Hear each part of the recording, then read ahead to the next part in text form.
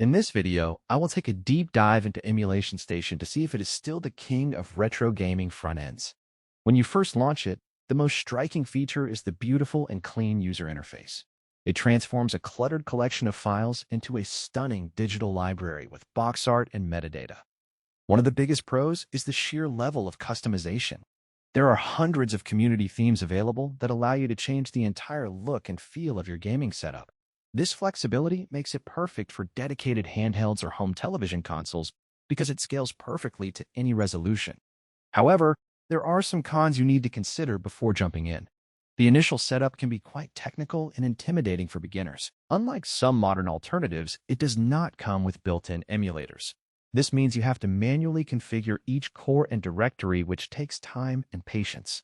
Once it is running, the experience is incredibly stable and lightning fast. It handles massive libraries without any lag, and the navigation feels very snappy.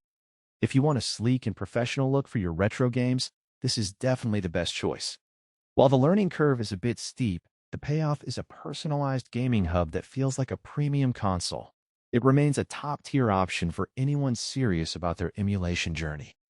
Thank you for watching this detailed comparison.